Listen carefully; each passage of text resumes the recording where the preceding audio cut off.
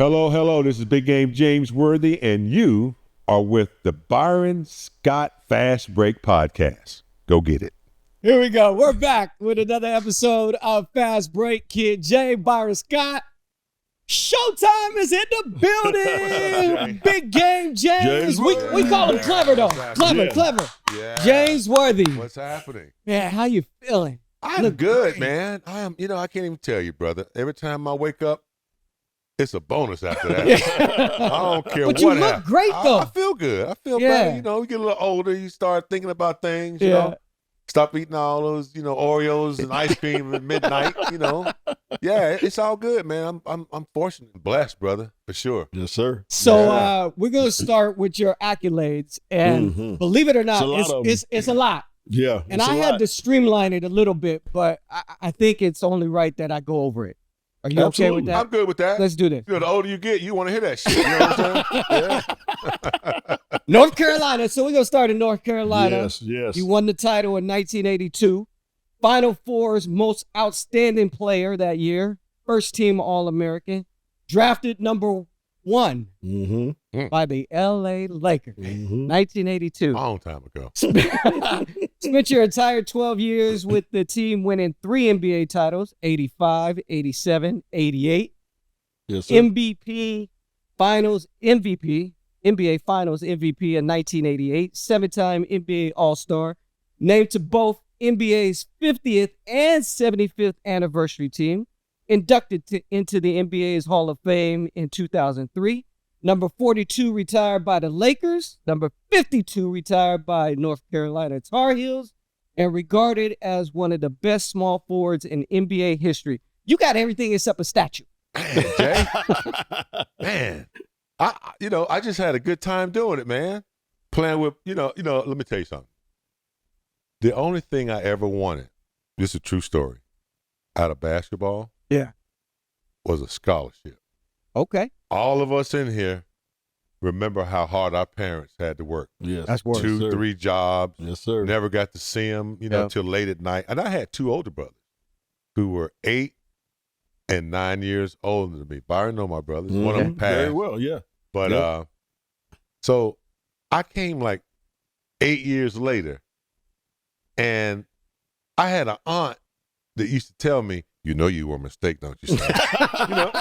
And I used to think about that all the time because I was so far back, But my mom and dad was trying to put them through college, a small black college, North Carolina Central. So I heard the word scholarship at the boys' club.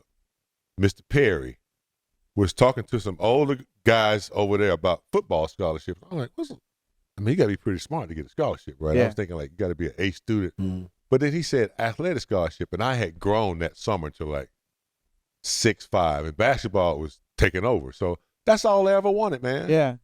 And then I broke my ankle in college, didn't know how I was going to come back. Broke my leg my rookie year, Yep. wasn't sure. And then, just the love of the game, playing for, a pretty good coach, Smith, who believed in team, then coming to play with the Lakers, who the love of family and team and commitment to one another. And then all of a sudden, you just enjoy the process. Yeah. And then all of a sudden, damn, I'm an all-star, and this happens and that happens. And it's just the people that I'm around and the fun that I had. And before you know it, and that's the approach I think you should take. Don't worry about what you try to get something. Just enjoy the game, enjoy the process, and let it happen. Yeah. Out of all those accolades, which one are you most proud of? And I think for me, getting that scholarship. Yeah. My mom and dad saved up a little bit of money, but I know they started spending it around when I was in the 10th grade because they knew I was going to get a scholarship. But I would have to say beating the Celtics in 1985 Yes, 85. with my teammates. Yes. Because we had lost that year before. I don't care what nobody says. That pass in the game 2, we get game 2. I think we represented not only ourselves, we represented all those teams that lost. You know, Yeah. Hawkins and Happy Harrison, Jerry and Bale, all the fans that. I mean, that's hard to lose to somebody 7 times. Yeah. We lost to them once, and I thought life was over. Yeah. But so that to me, bringing that back to the franchise and doing that finally, because it was a heavy burden for a lot of years. Yeah. So that to me was the most special one. Yeah, I mean, even more than the back-to-back and personal accolades. That was and I agree with you, Clever, because the fact that when we won that one, Jerry West, logo. I mean, it was almost like he was in tears. Yeah. And we knew then that we got the monkey off of their back as well as ours as well. Yeah. And representing that organization was, the highest compliment that you can pay is win a championship. Yeah. So that was great. Clever, I want to get to the nickname, because everybody always hear me when I can't help it, because you clever to me. Yeah. That's what we call. That's what we always we've call been calling you for years. Yeah. Somebody, Byron came on the air, I think last week, and so he's the only one on the air. Right. Clever. And everybody the next day, what did Byron call you? What is that? Nobody knows that. Go ahead, B. Nobody knows, but it's funny because I've been calling that in the whole team, because everybody on our team had a nickname, right? Mm-hmm. And that's what we called each other. So if you out in the crowd and somebody say, "Hey, James," he might give you a wave, but if you say Clever, I guarantee he'd turn around and stop, right? Yeah. It was the same thing with Kobe. I used to call him Showboat, right? Yeah. Stop middle of the crowd. I say Showboat, and he stopped. He said, "I know who that is," So, but we know the name Clever is a great name. But Big Game James, how did you feel when that name was kind of stowed upon you? Because it was, I thought, very warranted. Because almost every time that we had a big game in Seattle in the playoffs, Detroit in Game 7, Utah in Boston in the Boston Celtics arena in Game 6. Every time we had a huge game, you came up huge, and there goes the name Big Game James. So how did you feel about that name? Man, I was scared as hell to get that name at first. And Chick Hearn gave me that name because I think during the regular season, I elevated a little bit every playoff, every series. So he threw that name on me, and I was like, now I got to play big every game. You know what I mean? Right. But I love it, B, because, I love the pressure, just like we love that pressure. Yeah, absolutely. And so it just, Chick gave me that name, I think in 86, 85, something like that. And it's crazy. Like, I could be in the North Carolina or New York or Seattle or recently in Dubai, and people will, Big Game, it's stuck. Yeah. And it really stuck. My corporation is Big Game James Inc. And so that's another thing that happened that I just can't believe that, Chick, who's had all kind of isms, he's responsible for that. Yeah, you got to trademark that one. Yeah. Clever. Yeah. Get that trademark, Big Game James Inc. It is. Because, with social media nowadays, people will try to steal that name. They try to steal everything. I remember when domains started, it was late 90s. Yeah. And somebody had Fighting Irish. And they made Notre Dame pay $800,000 for that. That's crazy. So, trademark. It's crazy because, when I watch the NBA today, you hear about all these players, playoff G and stuff like that, stepping up in the playoffs. I'm like, they ain't got shit on James. Literally from when you were a Tar Heel throughout your Laker career, every time in the playoffs, I think I read somewhere 3.5, 4 points average went up every playoff games. I mean, you just stepped up to the stage when you needed to step up. It's like, and Byron can tell you, the regular season is tough. Mm-hmm. You in Milwaukee on Tuesday with the Bucks, it's cold. You ain't got no charter plane. You fucking riding on Eastern Airlines and shit. And it might be a delay. Next night you in New York, fucking with Bernard King. It's like, so you're gonna have some lapses sometime. But the playoffs, my attitude was that I got one team to worry about for 7 or maybe it was 5 game series. That's all I got. All I got to do is lock in on Jerome Kersey and Clyde and Riles and Randy Fun. We're sending those tapes out. We watched those tapes. So I figured that's all I got. I ain't got to travel. And I said, I have to be better in the playoffs. Mm-hmm. And we all were. Mm-hmm. We all were because of that. And so I think that's the reason that I was better in the playoffs and everybody elevated their games because less travel, one team, couple of players to worry about. Yeah. And it, and if they weren't like, if the guy you had to guard to play weren't like super superior, you was gonna have a good playoff. Yeah.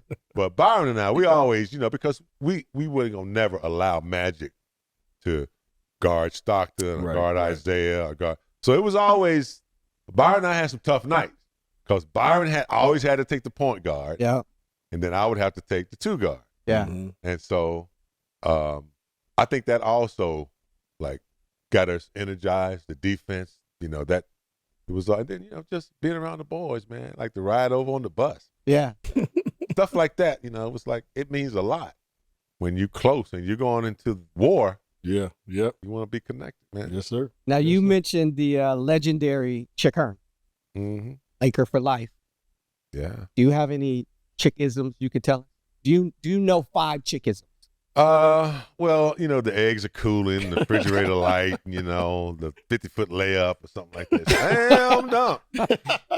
The one, like, when we started going to Charlotte, like, my mom loved Chick Hearn, right? So she didn't want to stay up late to watch the game, but she would stay up late to watch him. You remember them big satellites you put in your backyard? Just so she could watch him. And she loved all his.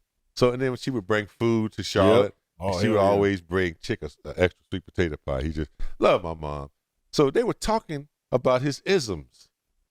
And he was like, the eggs are cooling, blah, blah, blah. And my mom said, and the Jell-O is jiggling. Really? And that's where he got it from. That's where he got it from, your mom. And there's one awards he was getting in Vegas. I think Fox was televised. I got to find it.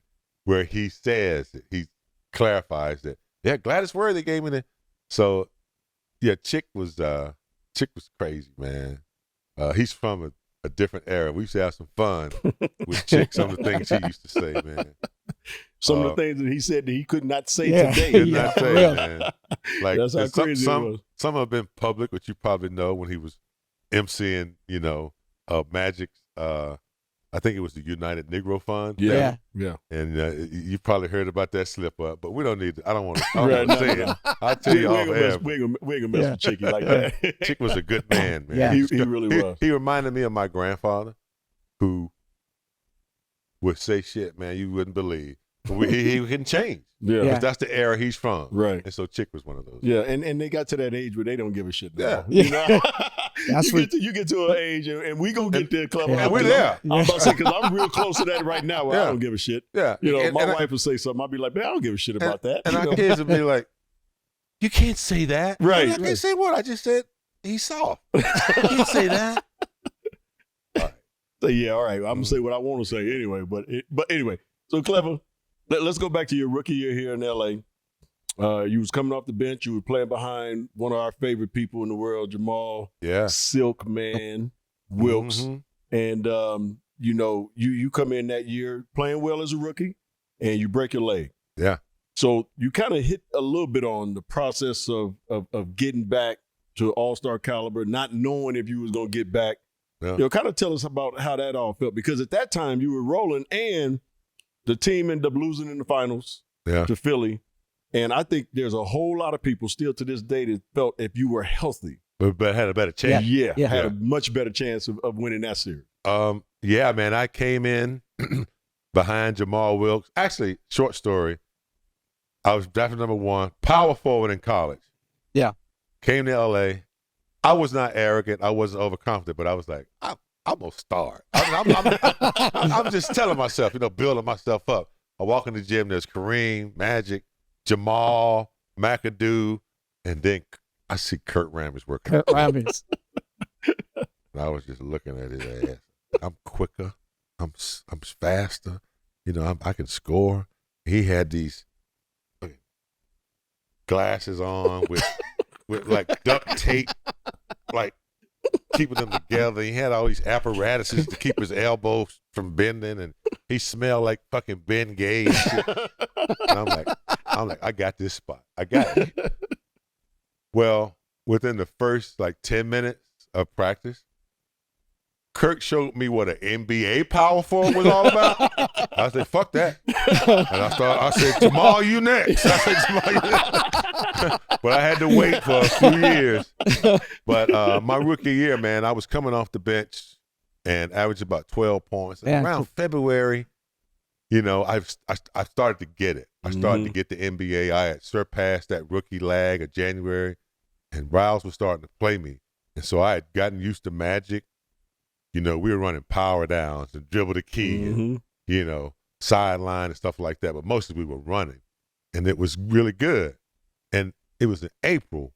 Like, playoffs was coming, and, you know, we were getting pumped up. They had just won the year before, and I was, you know, contributing. And I was understanding, like, defense finally. Wasn't fucking up on defense. And then I went up, you know, for offensive rebound. I got a running start, so I was airborne. And I can't remember who it was just touched me in my back while I was in the air, and I came down slanted, and I hyperextended my leg. I felt it, too. I was like, ah! Oh, man. And all I can remember, the last thing I can remember was Magic standing over me. Like, he's like, not now, not before. So, but, you know Clive Brewster. Yes, very well. So, Clive Brewster was the best physical therapist in the world during the 80s. We were so fortunate to have him. But I didn't know what my situation was going to be like. I had 2 screws put in my knee that I played with my whole career. Thank God I was young. Yeah. I was young, and I had Clive Brewster because I lived over there. And anybody that knows him knows he's the best healer. So I was young enough, and Dr. Lombardo, the surgery was successful enough that I was able to come back that next year. But it was scary.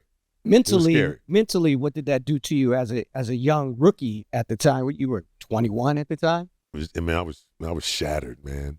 You know, somebody who just had a injury in college. Yeah. And my ankle was messed up.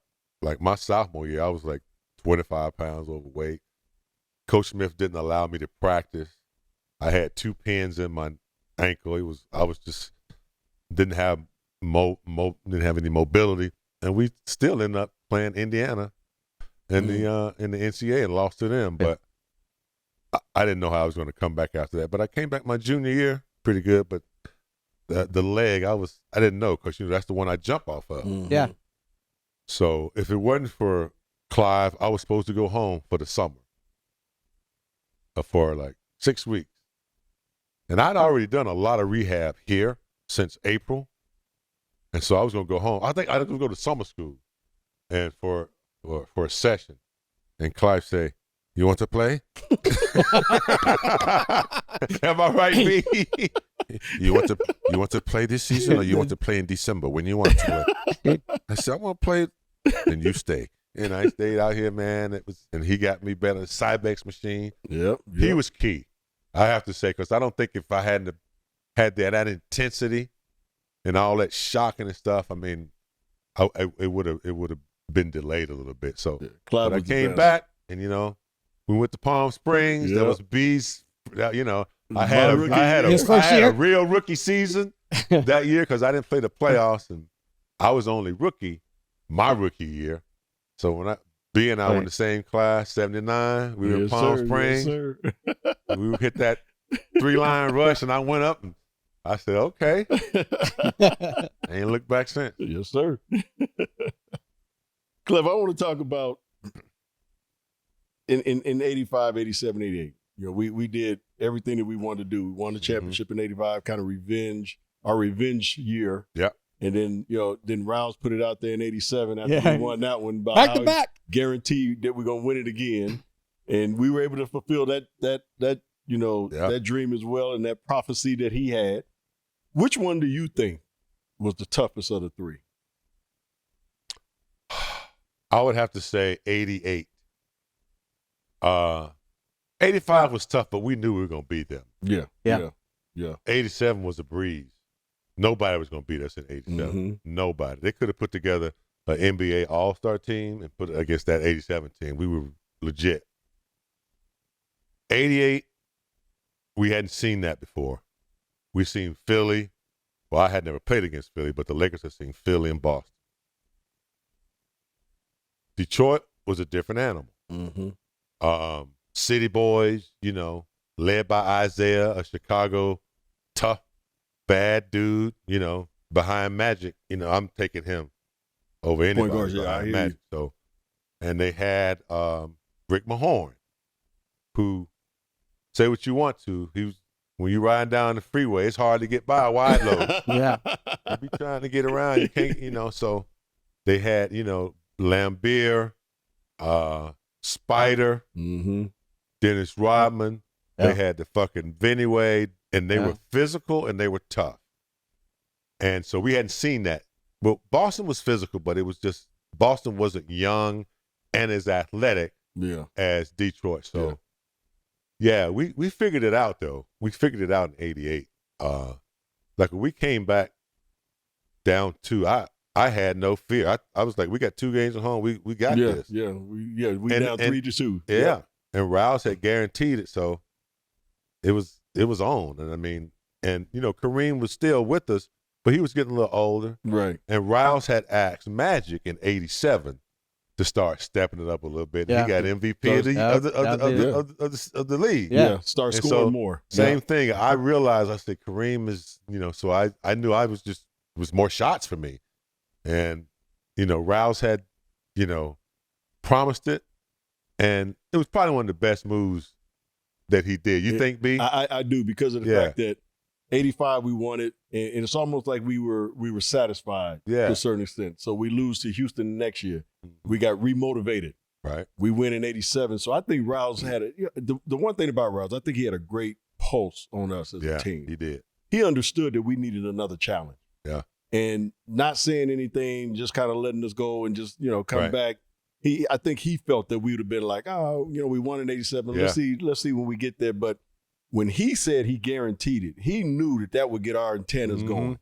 And he knew he really had a great feel on the pulse of our team. And that got us going, boy. Yeah. And I agree with you. 88 was the toughest. Clever. If you remember, we won the first series in 3. I think we just dominated Denver. Mm-hmm. Then we had 7 games against Utah. That was tough.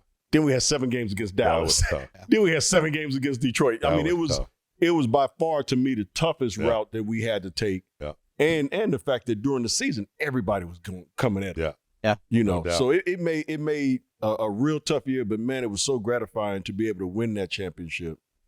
And like you said, Big Game James right here. Yeah. Kid J, this dude, he came through big time in Detroit and in obviously Game 7, national TV. He goes for a triple-double, for us to win that championship, gets MVP, which was well-deserved because he had an unbelievable season. And do you know how hard it is to get I want you to name, there's one other player that has got a triple-double with Magic Johnson on the floor. It would never happen. Never.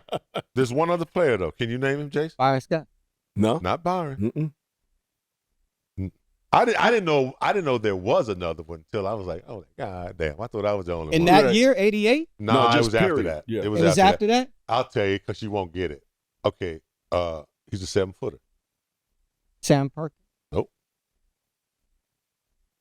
After 88 with Magic. He retired in 91. Vlade. Vlade Vlade Divac. got one. And I think he got it. Was it when Magic came back out of retirement? He was doing that time. Yeah. Well, anyway, yeah. So, I mean, there was no way as a team, after Ralph said that, there was no way we were going to fuck that up. Yeah. No. You know how embarrassing that would have been? Let me ask this. Did you guys expect to see Boston again in 88? I mean, because you were on the team throughout the whole 80s. So you're part of that rivalry, that LA-Boston rivalry. Did you expect to see them, and how real was that rivalry to you? Unfortunately, because we traded Bob McAdoo away. I love Maurice Lucas. Rest in peace. It was just, the synergy just kind of was just different. Yeah. And I don't know what it was. And we rely on that on our team. And Houston slipped up and got us because we were looking forward to getting back to Boston. That's the one where he pushed it and it dangled in. Yeah. Threw it up. Threw it up. But they were hot that regular, in playoffs. Wiggins, they were rolling that. I had to give them credit. But we were already looking past that, I think. And I think 86 was the last year for Boston. I don't really think we would have been anticipate playing them in '88. We got them in '87. Yeah, and they were, we were just better than they were. Yeah. But yeah, Detroit was a different animal, but playing against. Did you ask me about Boston? yeah, The history. that rivalry. I used to be a Boston fan back when Paul Silas played and JoJo White, Charlie Scott. Charlie Scott, yeah. Because to see some black players on the Boston team when you were young in the '70s, right after the civil rights, '64. I came out of a segregated school in elementary. So, yeah, I watched Sam Jones went to Casey Jones, Sam Jones. Casey Jones. Sam Jones went to my brother's school, North Carolina Central. So he was a North Carolina guy. So I liked them, because that was the only team on TV. Yeah. They had a white guy named Hank Finkel. Yeah, yeah. And just the name alone, when you're 11 years old, you'd be like, Hank, But, yeah, so, and then I learned, when the doctor came along, all that changed. Yeah. But, they were powerhouse. Yeah. Red Auerbach, was a genius. Yeah. In a racist town. Yeah. Like Boston, a little Jewish man said, look, we winning. Come on, Casey. Come on, Bill. Come on, Sam Jones. Come on, everybody. So I give him credit for that. Yeah. And then Bill Russell, as shitty as they treated him in Boston, he gave him 11 rings. So that rivalry was the Lakers' biggest challenge, was to get one.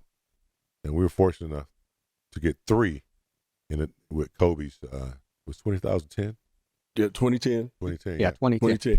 Clever. I think if people really knew the story behind Bill Russell and how the fans in Boston treated him, they would be sick in their stomach. I mean, man, Only Kid imagine. J, it was Only imagine. they loved him on that court, but once he left that court, he was a to them. I mean, to the point where, breaking into his house, defecating on his bed. I mean, stuff they did to him, man. It's documented. So yeah, it is documented. But so you get a real good idea of Bill when he was out in the public, because Bill wouldn't sign autographs. Would not sign autographs. And I think most of that's because of the fans in Boston. A lot of that is because of the Boston fans, because Bill was a conscious brother. Very much so. Like in 52 or whatever, 53, there was no life after high school for an athlete, a black athlete. He used to tell the story about he was tall and the best, but he was going down to that textile mill to work around cotton and stuff. He wasn't going to college. A little bit more liberal in California. Yeah. Okay? Yeah. San Francisco. Casey Jones, Bill Russell. Same thing with Kareem. Kareem wouldn't even visit a school in the South.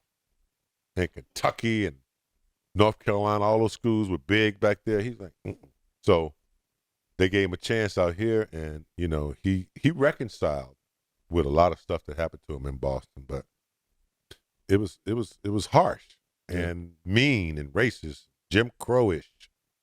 And, 11 championships. You know how many championships Ted Williams won? Not a fucking one. Not one, was it? And he got a statue put up immediately. Yeah. Ted Williams. Yeah. He could hit, That's but crazy. he ain't got won no shit. championship. Yeah, he didn't win shit. So, Bill was smart enough. That's why he didn't sign autographs, because he also come from a place where he wants to know who you are. Yeah. So if you sit down and chat with him for a little bit, he might end up signing it, but he hated being the object. A lot of us do it when people are disrespectful. But he, where he came from was a lot easier than where B came. I came from. The 70s and 80s was a lot. I ain't gonna say it was easy, but it was. It was easier. It wasn't like where he came from. It was easier. Clever. You remember the picture you and Bill took at? Yeah. Was it was Wilshire? Jackie Robinson's golf tournament. Yeah, I got it on my Was phone Wilshire? right now. I do too. That's one of my most cherished picture. Is that me and Clever? We with Bill Russell and he's just talking. That's amazing. And we were just that's we just amazing. listening. We were all just listening to. All struck. And the thing that was so cool about him and would make you laugh and smile was his laugh. Yeah. He had a laugh like no other. His laugh was so crazy that you couldn't help but laugh, right? But man, Yeah. the dude was such a warm person, such a good human being. So we had a lot of fun, and I remember that picture to this day. Yeah, Man. I love that picture. One of my memories, one of my latest and fondest memories of Bill Russell is that they were recognizing great centers in the NBA. Mm-hmm. I think Patrick Ewing was up there, Alonzo Mourning, Shaq. I think I remember all this. these centers were up here, and Bill came on, and he looked at him, and he said, "I'll fucking kick all y'all." Yeah. Classic, man. I remember that. Classic, Clever. man. I remember that. Classic, man. That's Bill, boy. He was a Now, He was great, man. you said just a second ago, 1987. That was the greatest team you were a part of. You guys took care of business. I'm going to put you up against both of you guys, because both of you guys were on that squad. 2001 Lakers. Which team is better? 2001 Lakers or the 87? It's not impossible. So there's no answer for that. I mean, to me, when people bring up, like, were you better than the 96 team? Unless I've been on the court with you, I can't, how we going to gauge that? Right. Now, do I think I could bust some ass? Yeah. I'm sure. I mean, I know our team. I know what our team was about. And people say, well, we can't shoot the three. Well, we had some three-point shooters. Yeah. Irons. You know, dropping three. Magic too. We had Coop too. guys, That you Coop. know, we ran, and they said, well, it's a different athlete. Not really. Ain't nobody more athlete than him and Coop. Yeah. Now, I could run. Mm-hmm. You know, Cap could get up the floor. You know, I mean, so I don't like to compare, but I'm going to go with us. I mean, right. Shaq was a beast, but can he stay out of foul trouble on that sky hook? I don't know. And that's a hard, who you think? I'll let you answer. Yeah, because you were there for both. That's right. Yeah, Now, you that's see how right. hard that question Yeah. is? That's why I asked you. You were there for Yeah. That's both. why I asked y'all. There's no answer to it. There's no It's answer. tough like, to answer. Yeah. There's no answer. It's like, who's the greatest? I mean, come on. We could go generation, Yeah. but it's like, It's all, you know, it's subjective. oh, You know, what when you've when you seen. look at it, you know, and it's hard. And like Clever said, we're not gonna sit here and say they better than us. Mm. I ain't no way in hell I'm gonna sit here and say the 2001, 10, or whatever Lakers team was better than we were Yeah. back in the 80s. You know, I think because of social media. Social media didn't pick up until around that era, late 90s anyway. So more people got to see the 2000 Lakers, the Mhm, 2001 championship, 2010, Not only that. 2011. They didn't get to see y'all. No, a lot of people weren't born. These people who Yeah. are making these accusations weren't fucking born. You know what I mean? So, like, how you gonna say who's the greatest without seeing Kareem's full body of work? right? Yeah. How you just gonna say, oh, it's Michael because you were born in 1995? Yeah. Or or 88 even. You born then, and still you have Still not didn't- seen you- people's full body of work. So people who hadn't seen Kareem, all that, they need to stay out of the questionnaire unless somebody who's seen all that. Because I mean, to me, I mean, Kareem, Thank you. not too many people won Thank you. 3 national championships in college Thank you. and held the record for 39 years, without shooting a three. And people Right. say, well, he wasn't athletic, blah, blah. Kareem was. Yeah, he was. Kareem and Wilt Hey. were extremely. But anyway, Extremely athletic. we don't want to get And on like that. you said, Yeah. you know, and it was funny, Chloe, because I was going to ask you. You play with Buck, you play with Cap, you play with MJ. You know, in college and everything, and we know what MJ turned out to be, without a doubt. You know, to me, he's it's 1A and 1B. Yeah. You know, I still think Kareem is the greatest player of Me all time, too. and I think MJ is right behind him. So I was going to ask you that question, but you just answered. So I say I ain't gonna even go there. I ain't got to say. And I've been saying this shit for a Yeah. while. I've been like, I look, mean, I love MJ. I was with Michael. He was a freshman my junior year. We only had 4 or 5 months together, really. Yeah. Right. But, like the story I tell about Michael, man, I was better than him for about 3 weeks. And I enjoyed those 3 weeks because I saw something in that boy that he didn't have it quite yet. He was learning Mm-hmm. because he ain't had nobody really. I don't know what his high school coach, but he was a better baseball player. But he would seek out the best in everything, chess, backgammon. He won, and if he lost, he was irately mad. Like he just won a game, like he lost a game 7. So we practiced, 2.5 hours. We running them sprints. And you're tired. Now you got to go to study hall. I'm trying to get off the floor. Here he comes, pushing me. Where you going, young fella? Where you going? You scared? So he always wanted to play a little one-on-one. So we played a little bit. And he was just a bad boy. But Kareem, man, he's my guy. Yeah. And I'm not even being biased. I'm just saying I saw his body of work. You and me both. All of it. Everybody knows he couldn't come out of high school. Right. Yeah. He had to play freshman. And then the freshman team beat the varsity squad. Right. And the varsity squad went on and won a championship that year. Yeah, they were ranked number 1 in the country. That changed. Then he won 3 in a row. He changed the game. He's got records that are still, obvious more than the scoring record. So anyway, there's some great ones that have been around, but bad boy. Kareem. Yeah. Let me get a Kobe Bean Bryant story from you. You didn't get a chance like I did. I played my last year of playing ball was Kobe's first year with the Lakers, right? So I got a chance to play with him. And you were doing Spectrum, and so you've been around and you've known him, 20 plus years as well. Give us a Kobe story that you might have. So my first job out of basketball, I worked at Kickow 9 Mm-hmm. with Alan Massengale. Yep. We were doing about 15 games. So they sent me over to the Forum to interview Kobe. And I was on the visitors' locker room side. That's where they had us set up. And he was coming down the corridor, and you could feel the fucking energy. I hadn't seen him yet. Never met him. This is when he was a rookie? Yeah, this is when he was just a rookie, and you could hear him say, hey, what's up? Yes, sir. Yes, sir. No, sir. That's what I heard first. Yes, ma'am. No, ma'am. Yep. Before I even saw him, he turned the corner. So it was an interview. And then I got to work out with him one time when I was in training camp, Lamar Odom, those guys. Mm-hmm. He just was curious about footwork. But the one story that I would never forget about Kobe, Byron had brought me on to work out with some Julius Randle and Larry Nance and those guys. And Kobe wasn't practicing a lot. He wasn't. But I got a call from Gary Vitti, and he said, Kobe wants to meet with you in the gym at 9:30. Now, he wasn't practicing a lot. He was coming off of injuries and stuff, but he was playing. Mm-hmm. And I was like, what the fuck have I said? What have I was up all night, man. I was like, what the fuck have I ain't said? Fuck, I lose my job. So we get him in the gym, and he had lost some mobility, but he was still seeking knowledge, man. This was his 19th year. Yeah. This was his 19th year. And I worked out with him maybe his 3rd year.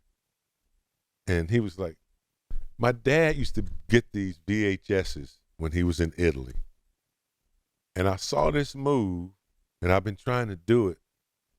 And it was just a simple little, pump fake drop step at the same time. Pump fake drop. It was just a little something. Because he couldn't out-quick guys anymore, so he was trying to, make it easy. And I was like, motherfucker, I done seen you do everything that I've done and everything that everybody else. What do you want?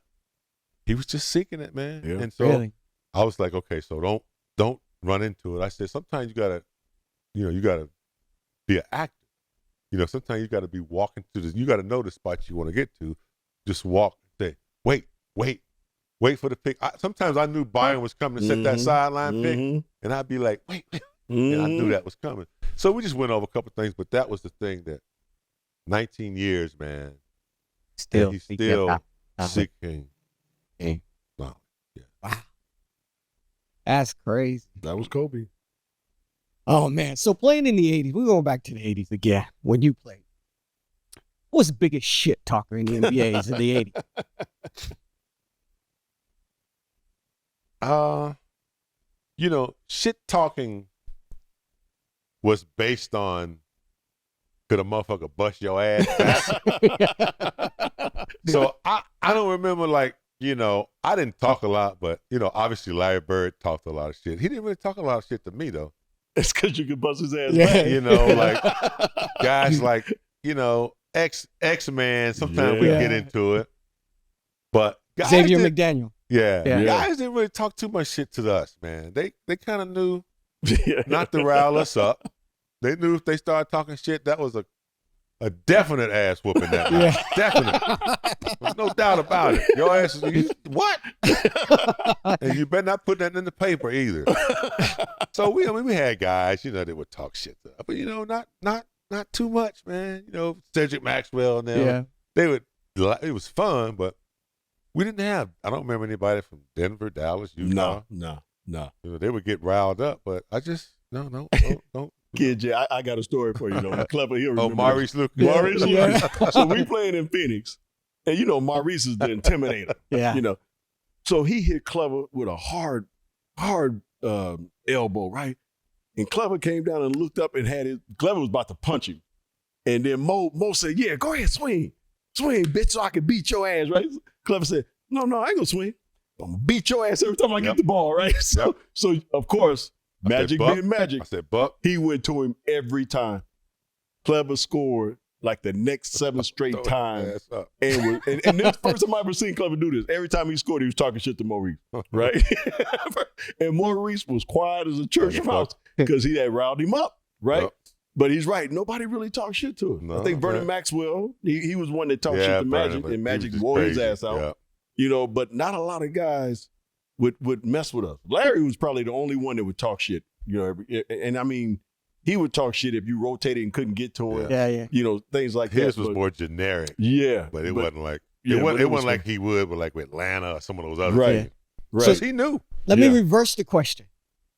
Who was the biggest shit talker on the Lakers in the 80s?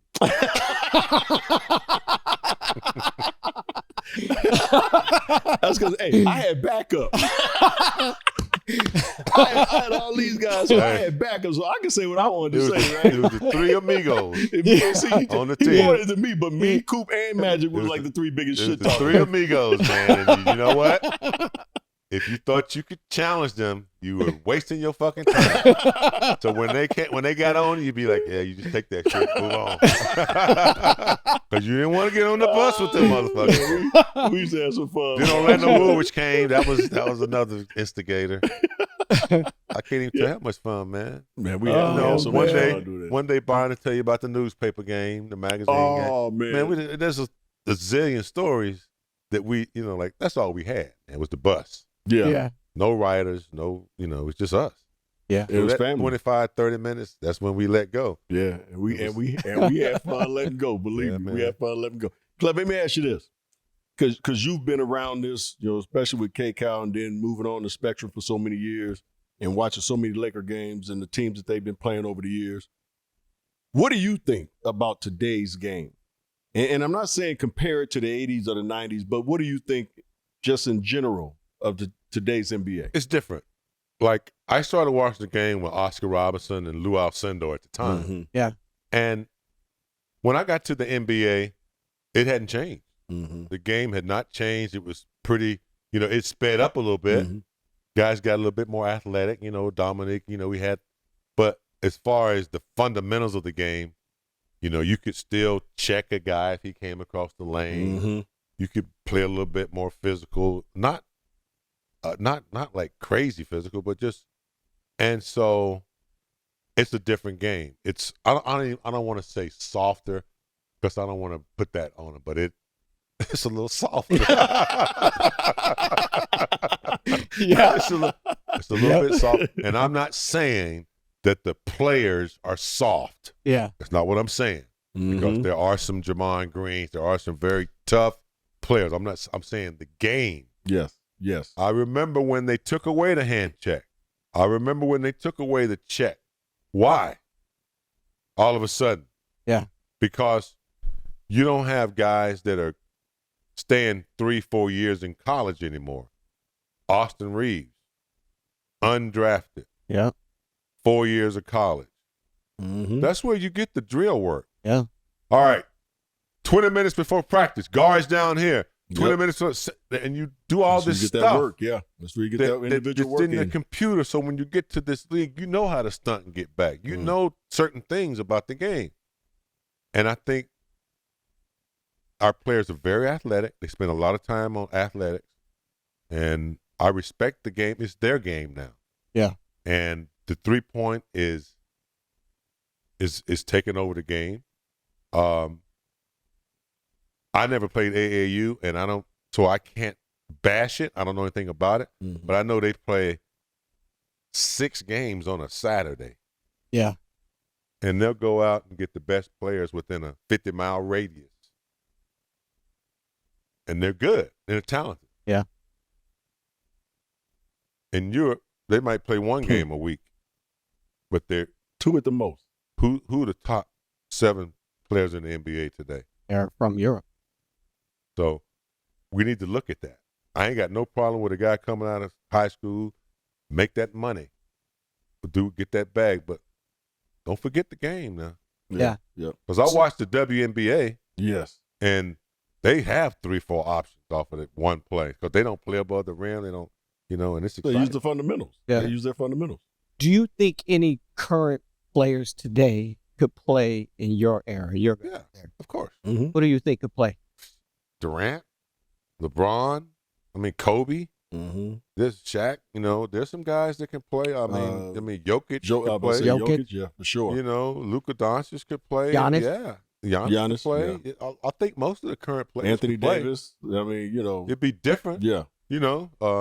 Depending on what the rules are, it'd be different. If you got to guard Kareem or, if you think you're gonna get a little vacation on defense, no, we go because now you got to guard Magic. Now you got to guard me. We put lineups in where you couldn't hide.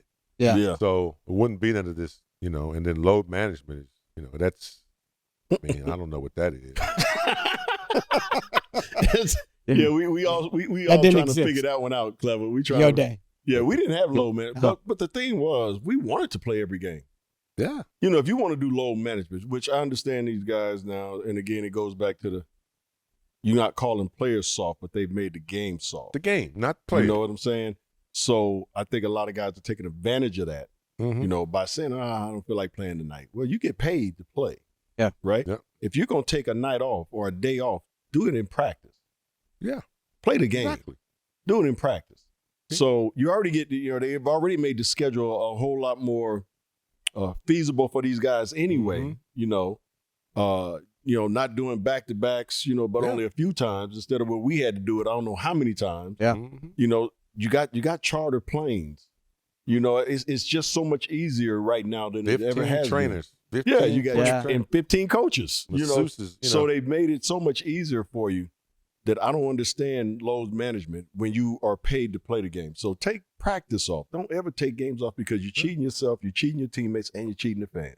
Yeah. Especially the fans. Especially the fans. Dad gets a ticket in September and wants to see you in Christmas, and you got a hangnail or something. A hangnail, not a broken ankle, a hangnail or a headache, and you can't play. Clever, let me ask you this question, and this one is going to be interesting because I was going to say your top 5 players of all time and then top 5 Lakers of all time, but let's just go your top 5 players of all time. Magic at 1. Mm-hmm. MJ at 2. Mm-hmm. Kareem is my center. Mm-hmm. And that's a tough decision because there's some badasses out there. Shaq and Hakeem Olajuwon. No doubt. These next 2 are going to be tough too. I am going to go with it's between Tim Duncan or Karl Malone, but I'm going to go with Karl Malone at my 4. Okay. I left Kobe out. It's hard. Yeah. And then what's left? You my interchange. 3? Your small forward. Yeah, Yeah. interchange My small Kobe forward. and MJ. I need me a scorer, man. I got to go with Larry. Wow. And I got to go with Larry. I love that though. I got to go with Larry, and I love Kobe, but MJ, I got to touch MJ a little bit before Kobe, but that would be my 5. Well, I think everybody would say MJ is the best 2-guard that's ever played the game, and I think most people would say that Kobe's the second best that's ever played the game, and then after that, to me, it's Logo or D Wade. I think D Wade's up there, No doubt. top 5 2 guards doubt. of all time in the NBA. No doubt. So I think I love your 5 because I think that's probably close to my 5. Because I think the only difference is I had Tim Duncan at 4. Yeah, see, that was I had to go back and forth with that. Yeah. Well, I didn't play against Tim, but I still feel. Why do you have Tim right Duncan there. over Karl Malone? For me, I think if you look at their careers, it's pretty. It doesn't mirror each other, but both were winners. Mm-hmm. You know, no doubt about it. Both of them had unbelievable impacts on their organization. But Tim got 4 rings. And Karl got 0. None. Tim got 4 rings. Yep, that's the edge. And that gives him, to me, the edge. You know, if you look at numbers, Karl's got him by a little bit, and probably almost every category, probably. Yeah. You know, but you look at, you know, winning percentages and championships and things of that nature, then I think Tim got it. You might edge me out with that pick because Karl Malone he could shoot a 15-footer eventually, but Tim was Mr. Fundamental. Yeah. Big time. That'd be tough, but Big time. those are 2 good starting 5s right Yeah. there. Yeah. You ain't lying. So you mentioned Kareem is your GOAT for the Lakers. Give us the next 4 Lakers in your eyes. Magic, Kobe, Jerry West, and Elgin Baylor. Yeah, I love that. That's a great list. That's And I don't know. You can't argue a whole lot with that. You know, I mean, like you said, some people will say Shaq. Yeah. You know, instead of Cap, but I don't. If you look at tape of Elgin Baylor, he was shooting the jump shot. He created the jump shot. He was shooting set shots. He had a fucking Euro step. He was dunking on your ass. Yeah. He was athletic. Air Baylor. Chick Hearn says he's the best he's ever seen, but you know, Wilt wasn't a Laker long enough. Shaq didn't stay long enough. That's why I got to go with that list. Yeah. Clever. Last question before we let you get out of here. Yeah. How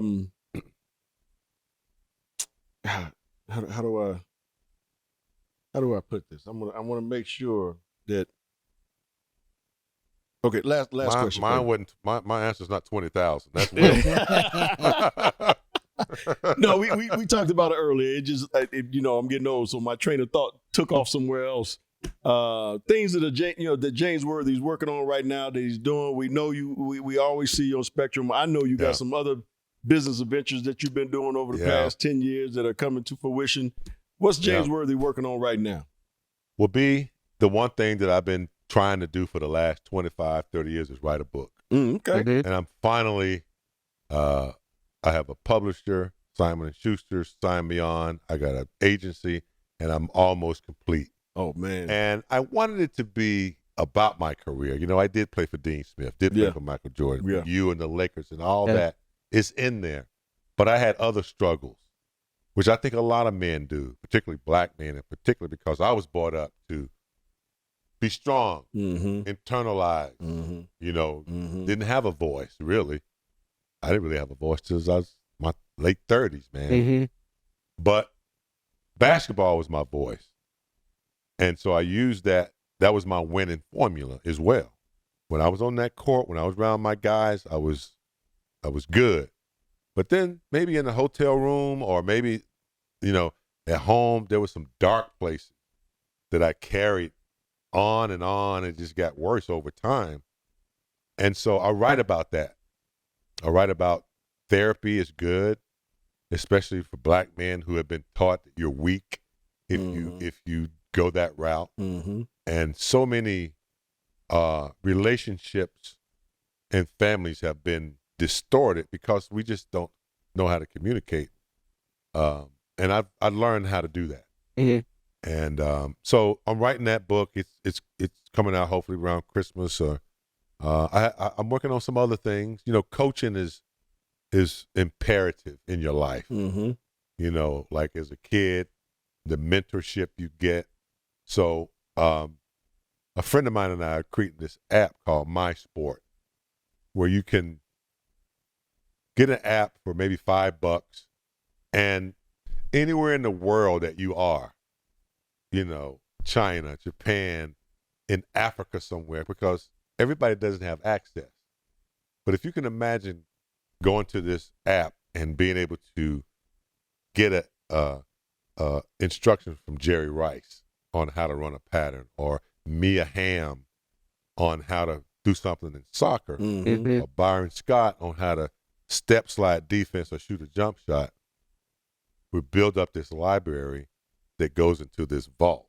So I'm just trying to help people who can't get to a basketball camp or get. Amazing. So it's like Cameo of guys who want to participate. Right. Will go on and Yeah. do what they want to do, and we're gonna have. It's not gonna be like you set up your tripod. It's gonna be controlled and really good. So it's been working on that for about 3 years. It's hard to, some things you work on for 3 or 4 years and nothing happens. Right. Yeah. But I'm feeling good about where I am in life right now because I'm able to communicate better, and so it's all good, man. Working on some things. Yeah. Does So we appreciate that. one Yeah. last question I Yeah. have? Does number 4 belong up in the rafters and Hall of Fame? Well, I'll tell you what, when you are a coach of the year for 13 years and you won 3 championships, and the impact that he's had there's a lot of things contributed, I would say yes. No doubt. That era and coach of the year, almost in the finals, twice? Yeah. Yep. Damn right. I'm I'm just saying that because that's my boy, but he's qualified. Yeah. Championships, coach of the year, in the finals, and it's been a major contributor to the game. Can we put a bug in Jenny Buss's ear? It's already there. It's already there? You know who I would like to see next? The statue is Lisa Lester. Yes. Oh, yeah. Said the She same deserves thing. it. Yeah, Deserves it. absolutely First woman deserve it. for what she's done. Yeah. Perfect. I agree. All right. Gentlemen, Yes. Clever. That concludes another episode of Fast Break. Thanks. my man. Love Big you guys, game, man. clever. Love you guys. Clever, Thanks, thank man. you, brother. Appreciate you brothers, very man. much.